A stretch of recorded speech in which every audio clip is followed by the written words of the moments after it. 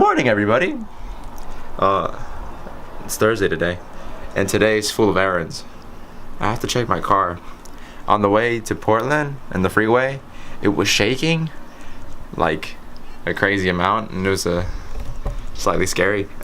So we're gonna go check my car. Hopefully it was the new tires that I got, but I don't know. So yeah.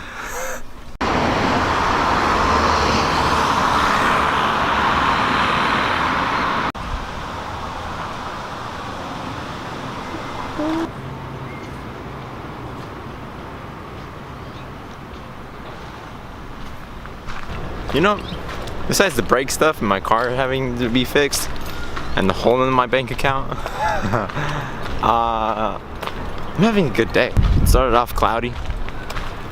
I'm here sunny next to a lake, which is pretty cool. I don't get to experience this lake. I'm starting to realize that today is also planning for the eclipse, because that needs to happen. I'm starting to realize that my original plan of just heading out the day of probably wouldn't work, or maybe it would, I don't know. And so now I have to figure out where or how I'm gonna go about actually getting to the place I want to be to see the solar eclipse. I don't know, guys.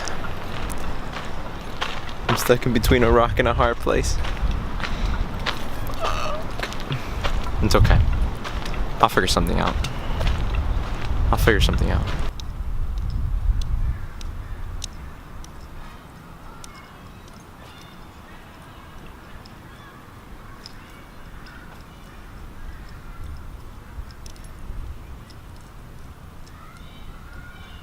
I don't know where I'm at. I don't know why that's there. I'll maybe read about it, but I don't know what's happening.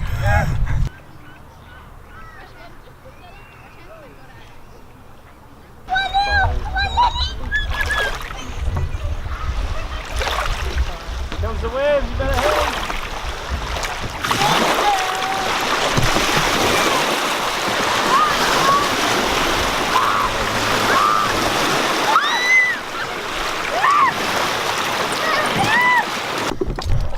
It was so calm, and then waves out of nowhere. I had to save the camera. Couldn't let it get wet. It's ready. A few moments later. I'm back at home base. I've literally just been lounging around for like an hour or so. The brakes on my car feel amazing. I'm waiting for time to pass because I have an activity to go to. I'm at the starting point. This is like this cool little lounge I'm in. It's pretty sweet. What am I doing? Just a walking tour. 2 hours later. Okay, it's 8 o'clock, and I have maybe 30 minutes to essentially portray what I've learned on my walking tour. I should have just recorded it, but I didn't feel right, so I'll make it do. Okay.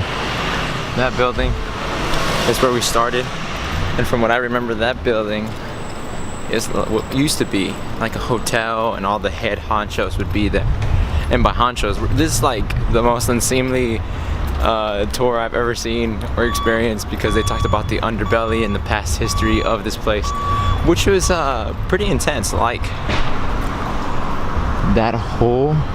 this whole block was a giant bar at one time. The bar was so big that it beats that building in height. But because of some historical event, that had to be broken down into smaller bars and everything. And there was also a lot of they went by seamstresses, and that was a good covert way. Okay. Seamstresses was code for essentially, you know, prostitutes. Now the way that the sailors, because this was a port city back in the day, the way the sailors would actually go approach or actually go and acquire a lady of the night, they would go up and say, I am in need of a seamstress, my button has broken. And by being seamstresses, they all unionized, and specifically so that they could pay taxes, which to me seems like a given. So that's respect.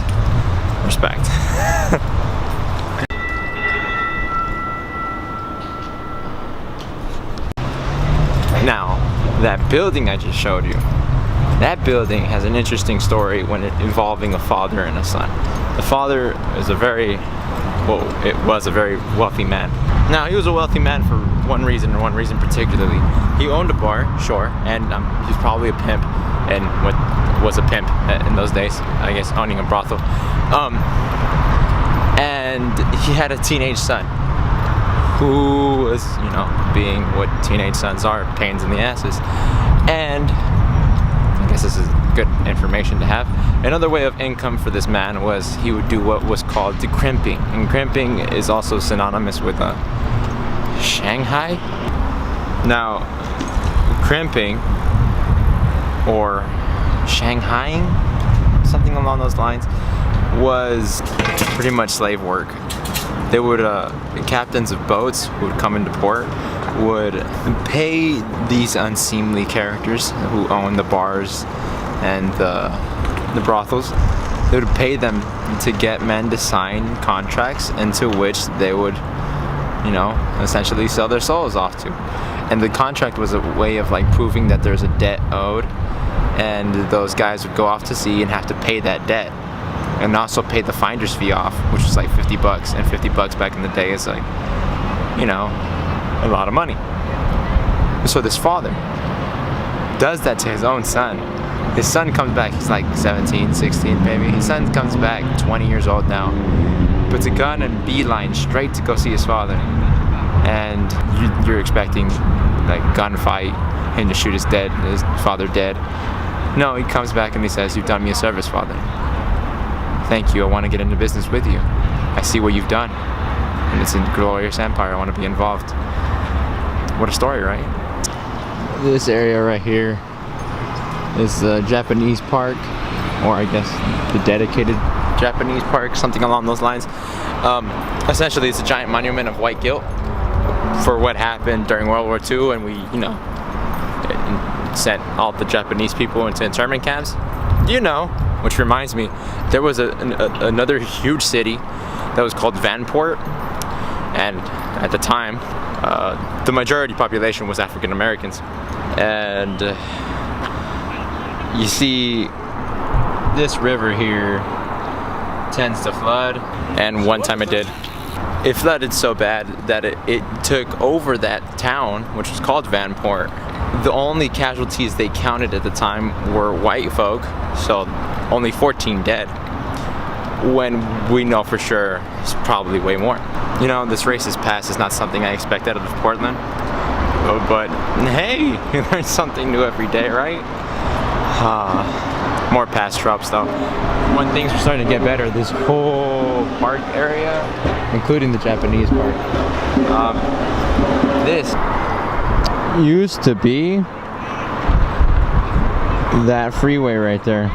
Saying somebody had the genius idea of turning this whole area that I'm currently in from that to this, which allowed Portland to completely change character, you know, give it a new face, make it more welcoming, allow people in, because at that point in time it was more of a, it was still known as really white.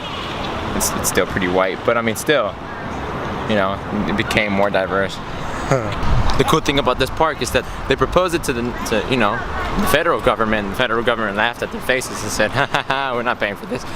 And so essentially Portland themselves, or the county that Portland is found in, paid for it themselves. Made it happen for real. It's great, it's beautiful. You see that fountain? See that fountain? Apparently it's used in a lot of movies. And there's one movie where, like, as the beginning shot, they said that it was like they're using it as a place for Boston. Clearly it's not Boston. This alleyway Is known as Donut Alley. This donut shop apparently is very famous, specifically because of its owner. I believe he owned a concert hall, and he was part of the grunge scene and everything. And something that the grunge scene was lacking was a place to hang out after the shows.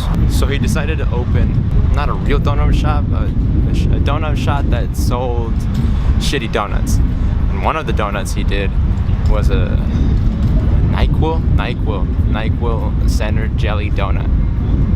And you know, the government or the FDA, something along those lines, did not like that. This NyQuil donut became infamous, which brought in a whole bunch of, you know, tourists wanting to try this new donut. The problem was he couldn't really sell it anymore, so he decided, well, might as well, you know, sell some good donuts. And there you have Voodoo Donut. Now these lampposts, They have their own story. The reason why they're red and gold is because this whole area was the first Chinatown, or I think Chinatown, yeah. And it was you know, crime-ridden and not the most sightly of places in the city. Was like, you know what, let's try to help. And so they started pumping money into the neighborhood, painting the lampposts and stuff like that.